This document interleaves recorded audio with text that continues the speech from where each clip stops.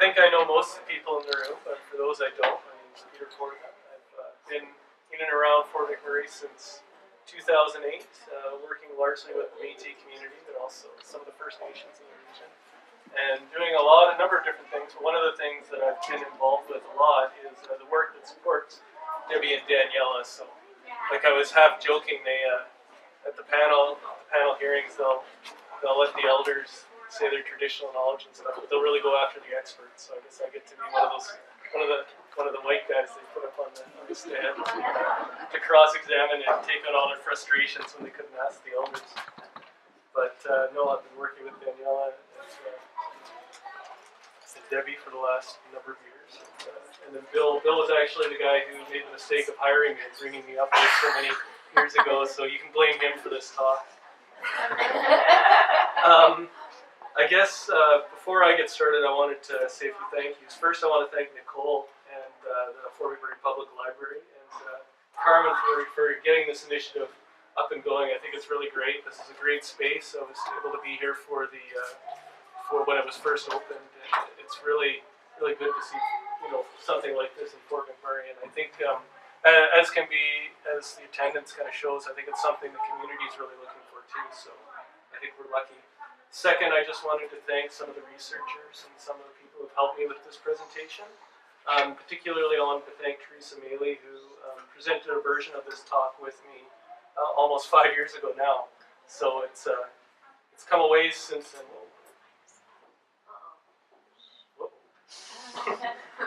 But so it's adapted some since then. But I really have to thank her, and also to everybody with the Willow Springs Strategic Solutions team, especially Gary O'Connor and Jen here, who's recording. They were able to read over a lot of this presentation and to make sure I wasn't telling too many lies. I also wanted to thank a number of the communities that have provided funding over the years to undertake some of the research, particularly Miksou Cree First Nation, the Fort McKay Métis, and Fort McKay First Nation, Conklin community, and McMurray Métis. It's really through their work and money that's really made a lot of this research possible. So it's really a treat to be able to come back and present a little bit of it to the community.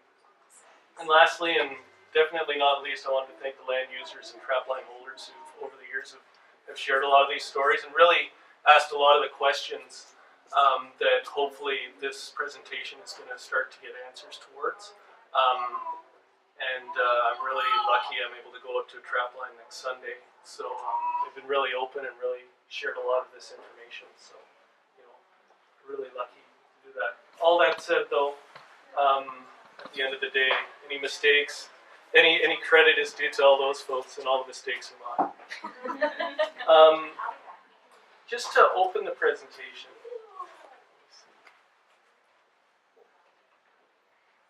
I wanted to pose a question. This is a question I've been struggling with ever since I came to Fort McMurray back in 2008. And it's one that's been posed to me in different ways by a lot of the community members. And really the question boils down to this.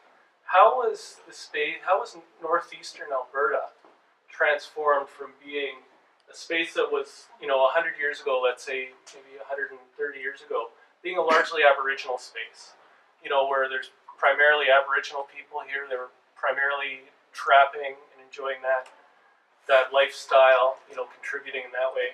And how has that transformed to being a space now that is largely not Aboriginal, that is largely, different? And what were the processes that really led to those changes over the last 100 years?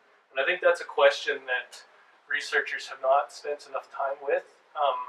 It was raised, I guess, by Ian Mackay many years ago in the Canadian context, but I really think somebody really needs to take a good look at northeastern Alberta, and there's a lot of fertile ground there that needs to be tilled, and I'm hoping this presentation can maybe start to lead to asking us some of those questions.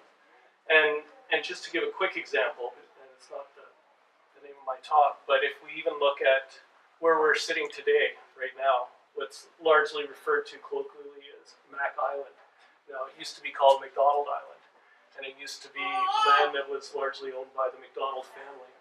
And the McDonald family lived here and trapped here and hunted here, and now they don't. and what were the processes that led to that transformation. And I think it's something that we as citizens of Fort McMurray, we as citizens of Alberta, and we as citizens of Canada need to fully understand.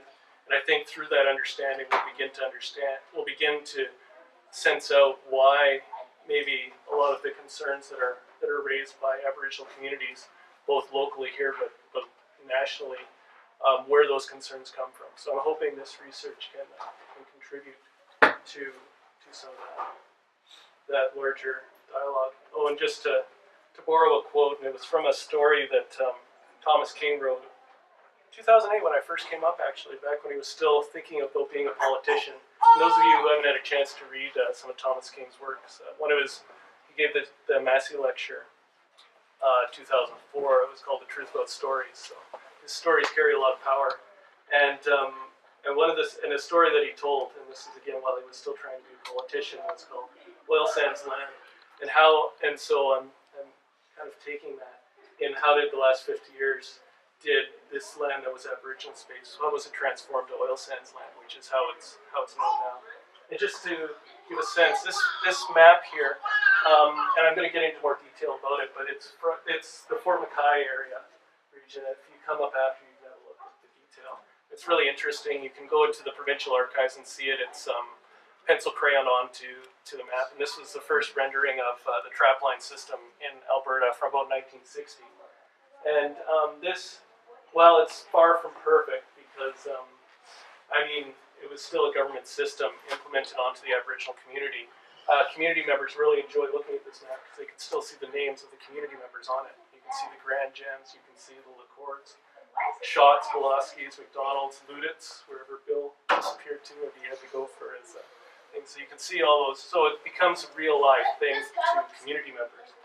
But now that, if we fast forward into 2015, I can't hurt to believe it's already 2015. You can see how the land's been transformed. And this is, I think it's originally from 2010, although I looked it up online. That was still the best map I could find online of the oil sands leases quickly. But you can see how the land has largely been transformed into an understanding of oil sands leases. So what I'm really curious about is the processes for reconceptualizing northeastern Alberta and how it's been transformed over the years. So before we get too far along, though, we should work on some definitions, just like Debbie and Danielle. The first one is, what is trapline? Because I'm sure there's many people in this room who haven't heard of that term before and where it came from. Trapline is really a colloquial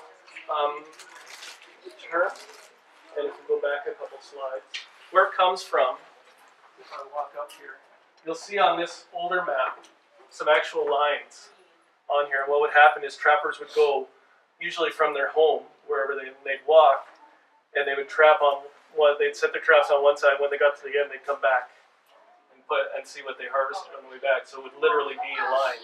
It's much easier, if you imagine walking, it's much easier to imagine it that way than to imagine it as trying to manage a whole area. And even if you think how trappers use their spaces now, they still use trap lines. It's just within their areas, right? And that's how they usually go up one side and down back the other, with cabins kind of the whole way along. What the government has called them, though, and I think this is almost from the beginning. I can't remember when they started using this term exactly, but it's called a registered fur management area now. And just about the whole of the region is cut up into blocks, mainly because they're easier to administer than it is crisscrossing lines. So that's how they are. Boundaries they vary in size. Some, a little 20 square kilometers, some being 200 square kilometers. Most are individually owned, although some are owned by mostly First Nations communities. There are some community trap lines. And there's roughly in the province of Alberta currently there's 1,700. And if we go back in time, I think, I'm just pulling this out, I need to look through my notes again, but I think at one point there was 2,200. It might even been more than that. Probably even more than that, actually. So that gives a brief history of for managed areas. Now, I think it's important on this point because I think it's one of the splits that's happened in the community, and one of the reasons why there's a lot of frustrations when we talk to trappers versus talking to the government. And really, the split is there's a disconnect between what the government believes traplines are and what the trappers believe traplines are. If we stick to what the government definitions are, and this is today's definition, the government views it, traplines can only be held on Crown land. So as you can see where the traplines are, they're just to the north of the province and a few near the mountains, but only on Crown land. So you can't have a trapline, or a registered trapline at least, on private property. It's a right to commercial use. So really, when you buy a trapline, all you're buying is the right to harvest furs on that trapline. You're not getting anything else through it. The government sees it as a way of conserving and managing a commercial resource. If we go back in time, it was even more about profiting from a commercial resource. And it's treated as a profit prompt. My French is not as good as it should be. But it's a right to take resources off the land. So really, people say I own a trapline. Really, they own the right to trap on a trapline. They don't actually own anything. They own their improvements. So if they build a cabin, they own their cabin. But they don't really own, they own the right to, think of it that way, as opposed to. And if that right is going to be infringed upon, let's say there's an oil company and they're putting in a big mine and it's going to impact somebody who owns a trap line, the company is obligated to compensate that trapper for their commercial losses, but they're not obligated to compensate that trapper for anything more. So if I put a big oil sands plant on a trap line and I say, well, I'm going to make $3,000 on fur trapping that year, they're obligated to compensate that trapper for that $3,000 or $300 loss or whatever it turns out to be. I mean, usually there's some unsaid rules around that, and it gets a little more complicated than I'm playing it out. But if we talk legally, that's what the rates are. Now, this is where it gets really interesting, I find, and where this kind of research topic began was what are traplines viewed particularly to the Aboriginal communities who held those traplines sometimes since they were first initiated in the 1940s. If you talk to many trappers, they view it as something that they own, space they control, land that they own, cabins that they own, something that they have the right to pass down to generations in the future. Many people, like we were just doing a history project working with the Goloski family, they were trapping in that area since long before there was anyone else up here, right? And they're still holding on to that same area, almost 100 years later. It's been enfranchised, like they own it now as a trapline, but they were on that land much earlier. The communities, they're much more than just commercial leases.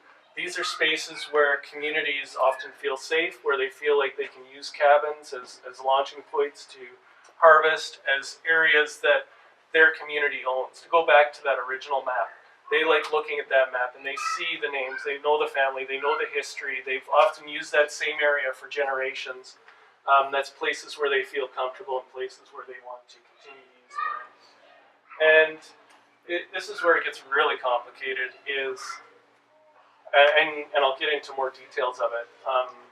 Trapline system in and of itself was a way of alienating people from the land, transforming what was a communal area into an individual area. But ironically enough, if we fast forward almost 50 years, 60 years almost now, it's become a way for communities to kind of push back and as a way of proving, their Aboriginal rights and holding it. So it is a complex history and a challenging history to get our heads around. Getting into more of the meat, and I don't know, I had a lot of detail. If people want to see the detail, given the time of day, I can provide that to folks maybe offline, but sort of the lead up of traplines. But in short, I'm just going to shorten this a lot. But sort of in the earliest days when Alberta was being formed, trapping was still a key. It was really the only way to utilize this space up in this area, right, and to make it profitable, arguably. So it was very popular. I mean, here we got Colin Fraser in the late 1890s with $35,000 worth of fur in Fort Chippewa. So it gives you a sense of how much money was coming out of this region, right? You know, huge infrastructure was built in this region. They were having steamboats going up and down the Athabasca River by this time, carrying and largely built for fur, right, and bring fur back and forth. So it was a resource that needed to be managed. Until 1930, the federal government, though, controlled all the natural resources in the region.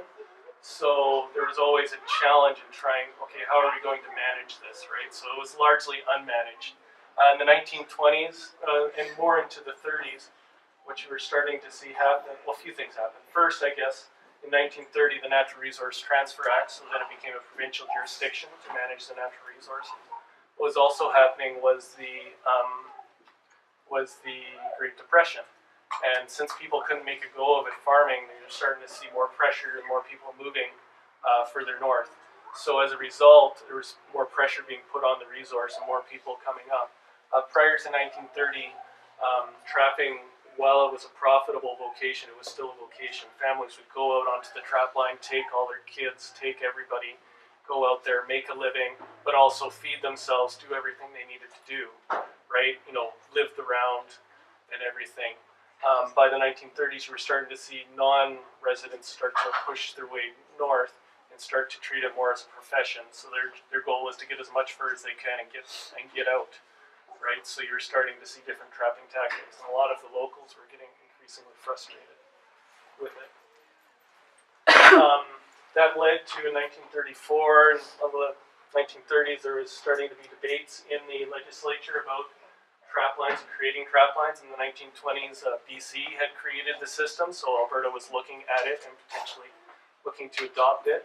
A lot of the reasoning was the pressure that was coming from the newcomers, and it was arguably it was twofold. I think communities themselves and the trappers, especially Aboriginal trappers in the field, were starting to feel the push and wanting the government to do something. And it was the government too wanting to get a better handle of managing the resource. Prior to this, all they would do is kind of give permits to people, and people would be free to go, and you know, wherever they'd go, right? So you're starting to see more conflicts online. It's a really interesting debate. If you read it, at one point, one of the politicians brings up about two white trappers who disappeared out in the bush. And I think it was as much about, you know, his fear. He was trying to generate fear. It could have happened. I haven't done the detailed research, and I think, if I remember correctly, one fellow was murdered and one fellow died of fright. I remember exactly, but anyway, so it was a real issue. The results of this debate was the government decided that we're going to implement trap lines, although it took them another 4 or 5 years to figure out how they were going to do it. So the first trap lines were issued, I think, 1939, when it became an actual ordinance, and World War II happened, of course, shortly thereafter. And so the trap lines themselves, they really weren't issued in full till almost the 1950s in some cases. Métis communities, even at the time, were concerned about this process. As I sort of alluded to, prior to this, trappers would kind of go to their traditional areas and areas that they would always go to and kind of govern these areas as they had for generations before. There was a real concern, and this comes from the precursor to the Métis Nation of Alberta, was a letter, you know, when they were asking for letters. And there was concerns that, okay, if we create this system, who's going to win and who's going to lose? Who's going to get trap lines and who isn't going to get trap lines? Similar letters, if we take this just out of the Métis context and into the Aboriginal context for a second, there was similar concerns with the Government of Canada, because they had, of course, made commitments through Treaty 8 that they were going to provide space for First Nations people to trap, you know, as long as the sun shines and the waters run, right? And they thought, well, if we individualize trap lines, these two things don't connect, right? If we're only saying that an individual person can trap in this single area, how does that affect the treaties that we signed, 40 years earlier? So there was a lot of debate and some really interesting debates with the Government of Canada and the Government of Alberta. The solution that they came to, at least on the First Nations issue, was, look, we'll allow a certain number of First Nations trap lines, and federal government, you can cover that off. You can pay that, and that's how we'll deal with it. Pay for the permitting cost. And versus Métis people, they were kind of left on their own, and some people got trap lines, some people didn't. An interesting fact, though, and I've talked about this with some other people who've researched, is there's surprisingly few conflicts that made their way into government records. So that tells me, and I think this is true after talking to land users as well, is that the Government of Alberta, and especially the people on the ground, the forestry officers, work closely with the land users to just create spaces that were already being used. So like the Goloskis, for example, if they were trapping in the areas where they still trap, I think I'm pointing the right way. Oh, I guess that's that way. That way. But so they were trapping there. So when they talked to the forestry officer, they said, "Look, we want our trap line to be in this specific area." So they just put it in that specific area. There are a few conflicts, but for creating this system, relatively few. For if they just started willy-nilly handing them out to everybody, you would think thered be huge paper trails, right? And those don't exist. So that tells me that they probably just cemented. But what it also did, though, is where that line might have been. I hope Richard doesn't get mad at me or Doug for picking on them so much. But prior to 1940, though, they would have been a family area, right? It would have been owned by the family. The whole family could have gone out there and just managed it. After that time, they become individual lines, right? So one person has to put their name on the title with maybe another person having a junior. So what happens is what used to be a communal space becomes an individually owned and controlled space, right? Which has huge implications down the road, which I'll get to in a second. As we look at Fort McMurray. So the example I want to give, this is the historic trap line in the Fort McMurray area. And you can see a lot of the historic names. Again, we can look at this on the break here. But here's the Goloskis, McDonald's, Pauline's, Ducharme's, Luditz, right? All these historic names. But the area where I'm going to focus on is right down here. So this is where the airport is today. So this is Clearwater River along the area. So this is what we call the Sanderson trap line. So over time, and you can see this is an overlay of the current trap lines over top of the historic ones. Unfortunately, the resolution isn't as good as we would have hoped. But you can see where where there used to be 3 lines here, that's become 1. This area has become 1. A few of these have been put together over time. And if we focus for a second in on down by the Sanderson trap line, what used to be in this one area, there used to be 4 distinct individuals. And if we go back to my point of, there used to be whole groups and then they're individualized, right?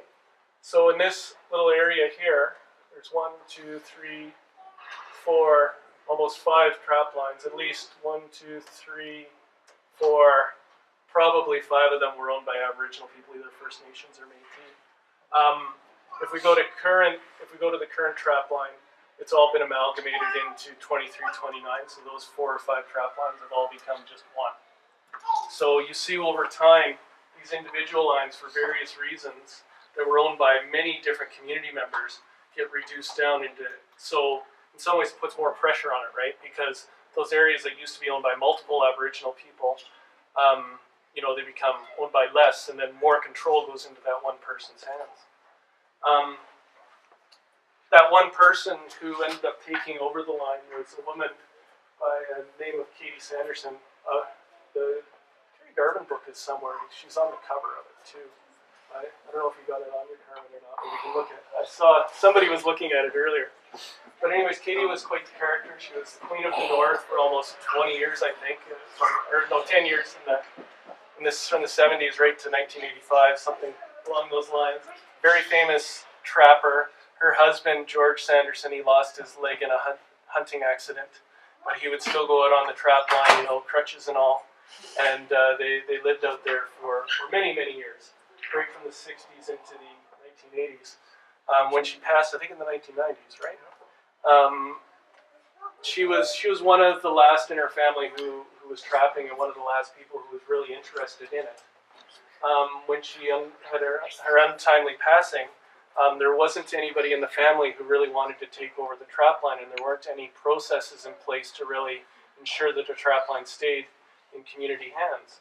So as a result, for whatever reason, the trapline was sold to a non-community member. So I guess my point being, if we go back and think about this space, and think about it, if we go back to 1960, when there was 5 Aboriginal community members who owned and used this space, and then over time that becomes 1 community member.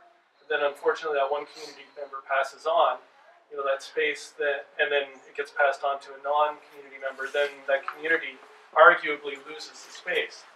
That's not to say Aboriginal rights are not tied to trap lines. People can still go out and they can trap as they wish. But it's sort of a comfort thing, right? If you know who owns it, if you know that you can use the cabin, if you know you can go out there, you feel a lot more comfortable going out and practicing your Aboriginal rights along with your commercial rights. Or if you can ask Dave, like he goes out to various people's trap lines who are Métis, but I think very rarely he would go out to somebody he doesn't know, a white fellow from, not to pick on us white folks, but somebody he wouldn't know to go out and use their trap line, right? And that's just one example, but there's a lot more examples in other communities. Another community I did some in-depth work with is Conklin on this topic. Conklin itself, for those of you who don't know, it's about an hour and a half south of here, right along the rail line. Community, primarily Métis community, and it's historically built around it was formed. I mean, there was a community there before, but it really coalesced around the rail line, and it was largely a trapping community. So people would work on the rail line, but then also keep trap lines. So they would have both those feet in.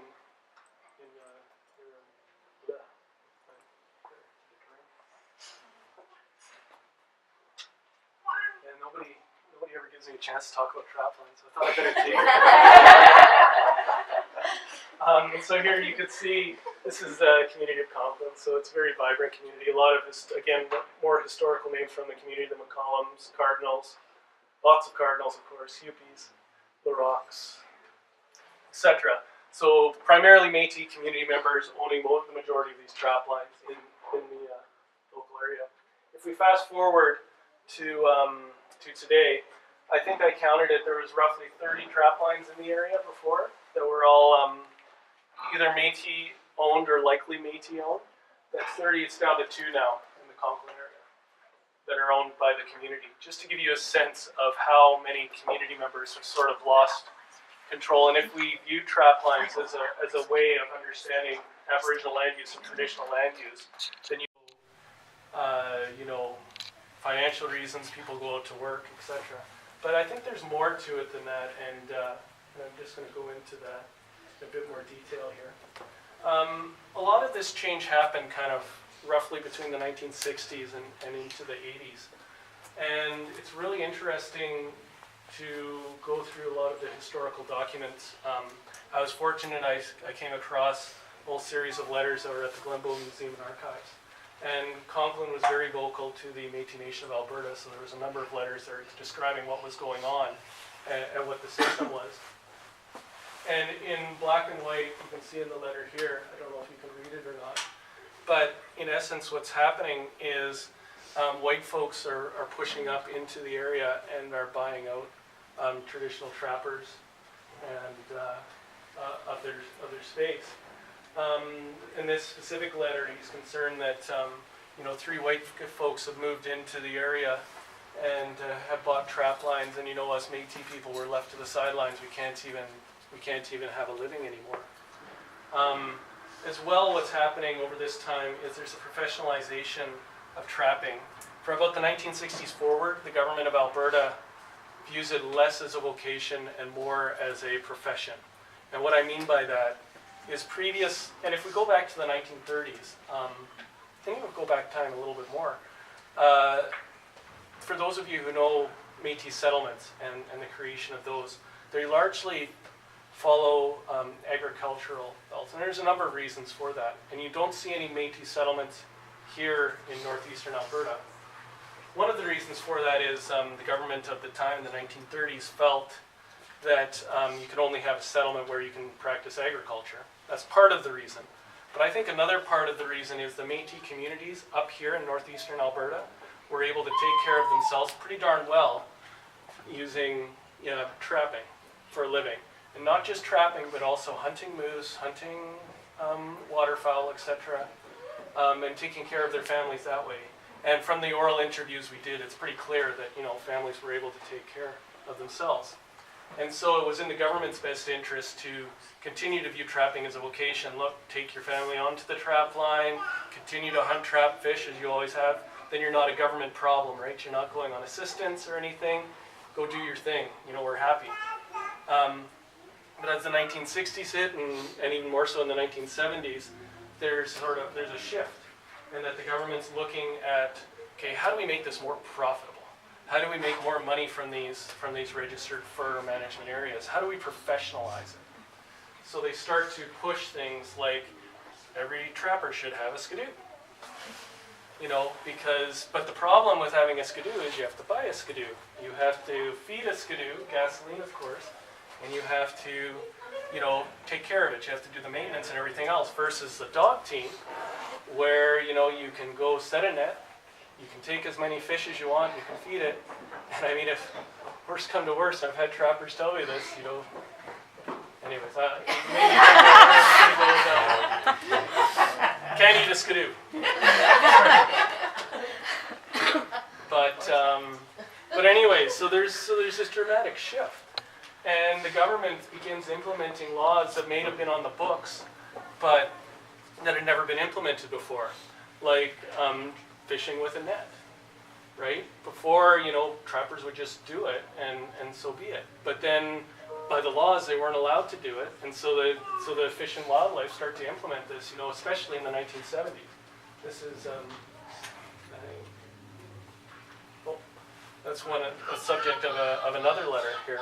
Also, on the subject of this letter, and this is from Dumas Tremblay, and he was the president of the Métis Local, and I'll read it all out in a second.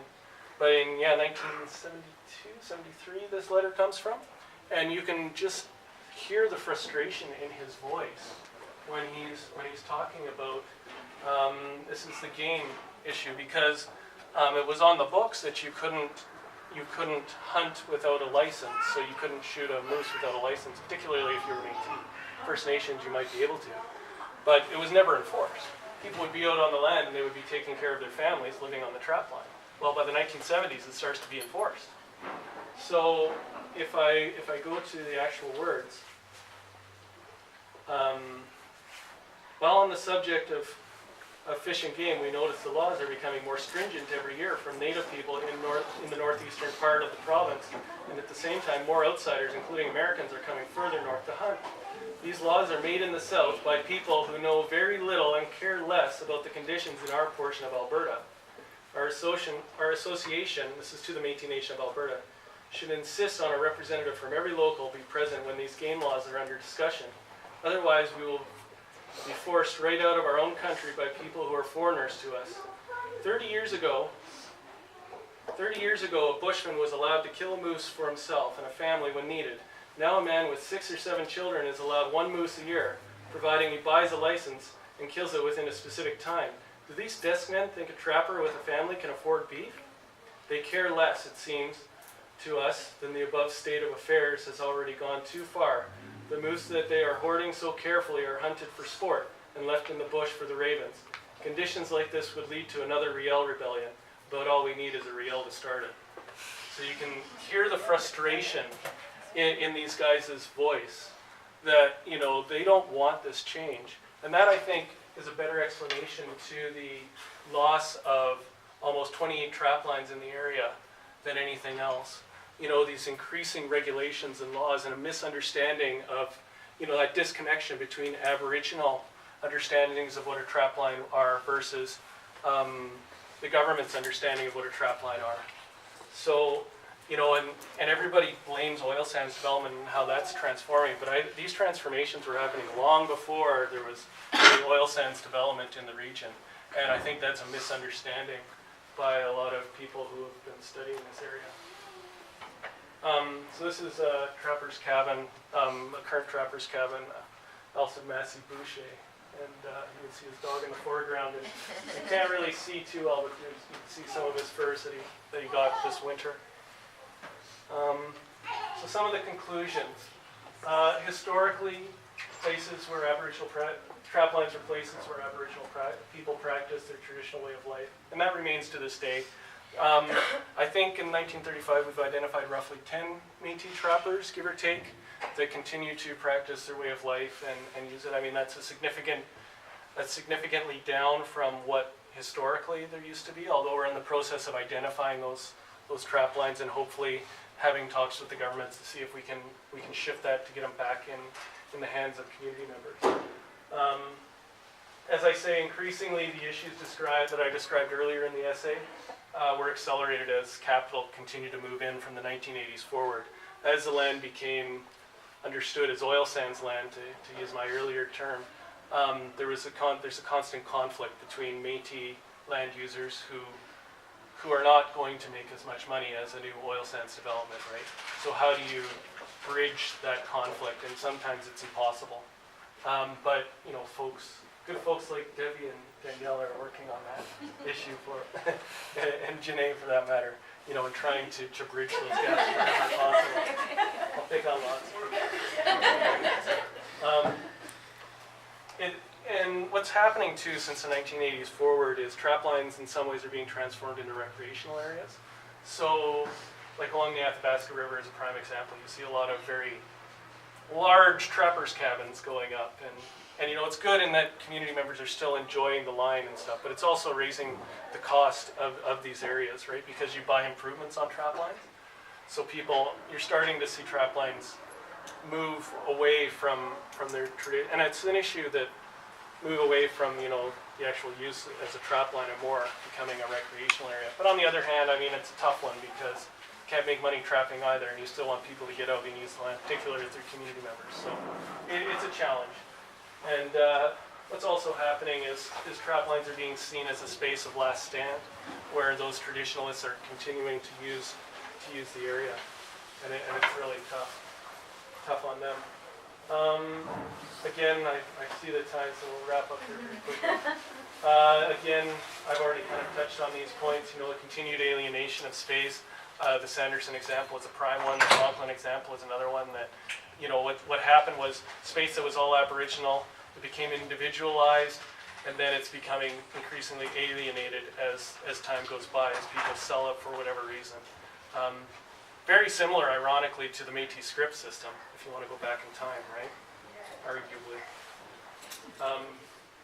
And again, there's still problems with trying to tie those Aboriginal rates and the commercial rates together, but I think folks are working on it. And it's a tough one, and Debbie and I, we did a hearing not too long ago, and there's a conflation when you go to a hearing that the only Aboriginal rights are if you have a trapline in the area, and that's not the case, although that is an area that is heavily used. It's not the only area. So, and there's really a misunderstanding of the history of traplines too, because communities will say, well, that's our community's trapline, but they've only owned it themselves for 10 years, let's say, and before the 30 years before that, another community might have owned the trapline and been using it. So it's a lot more muddied and a lot more complicated than anybody's really looked at or really gone in depth to, and I think it really deserves more attention from everyone involved.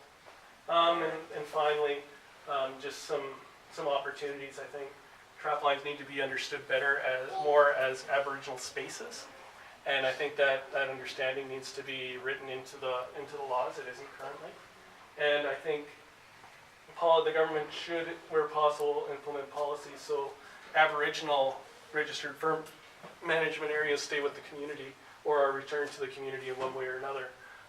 It's really right now there's a lot of informal policies that the government has adopted, particularly on First Nations land, none that I know of with Métis communities, where they do this, but there's nothing that's been formalized, so I think the government should formalize the process. But with that, I guess that's it for me.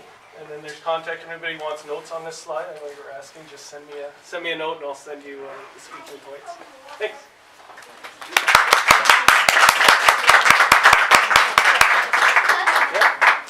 Well, I think there's a question. Peter, could you comment on how much consolidation of Traplines happened with the collapse of the forest? That's a tough one, and I don't have a specific answer, but I think, like the Sanderson point, I think there's a lot of stuff happening all at the same time, so it's tough to pin it on one thing or another. Like if you go back in time to the 1960s, right, you have the Bennett Dam going in, which is drying out the delta. You have the the price of furs dropping, and you have the first oil plants going in, right? And then you also have the government implementing a policy that you're either a full-time trapper or you're not. So people couldn't go get a job on site and trap on the weekends in the 1970s. So there's a bunch of people who lost their trap lines because they wanted to go get a full-time job that paid them better, right? So you have people like Katie who are like, no, I want to keep the tradition alive, and then the person next to them say, well, I can't really make a go of it anymore. Will you take my line? Yeah, sure, I'll take it. Right? So, it's tough to pin on one thing or another, but I think there's a lot of stuff happening, especially in that 1970s period, that really transforms the way trapping happens. What was the figure that you gave money-wise? Was it $35,000? Yeah. You said? I wonder because my grandfather was an independent fur trader in the Peace River country, and I have seen the records, and he had $1 million worth of furs go through. Well, I believe it. Yeah. And that would have been before the 1930s. That would have been. Yeah. Well, that was 1890. Oh, that okay. That picture was from, and that was Jumbo. For those of you who know the people, that's Jumbo Fraser's grandfather, up in Fort Chipewyan, sitting on. That's not necessarily all the fur that went through. He's just sitting on $35,000 worth of fur. There was a lot of money. Yeah. Oh yeah, for a lot of years there was a lot of money. Yeah. Yeah. So just to be clear, are you saying that all the original trap lines exist or have been consolidated, and if they are all still being worked but now mostly by non-Aboriginals? Yeah. Or is that land been appropriated in No. some cases? No, it's all, any Crown land is still available for a trap line. Or a registered fur management area. Most is owned by somebody who still has to, I think there's a certain amount of furs you've got to trap each year in order to keep it, et cetera, et cetera. But it is all owned by somebody. I guess my point is, if you go to 1960 or even before that, even before trap lines, it was mostly owned by Aboriginal people. And now, 10, 15% is owned by Aboriginal people. Yeah, so I was wondering if it still exists though. Oh yeah. So Oh, definitely, yeah. You can request a list from the government of Alberta and you can get a name of every person who has a trial. They used to give me phone numbers, but they don't anymore. Call them too often. All right, well, I think a few of us, for those of you who are interested, I think the symposium, they're having an opening over at the Saw Ridge, so you're more than welcome to join us over there if you want to. If you haven't got enough trapline stuff yet. I do know other things too. So some of you will learn that tomorrow.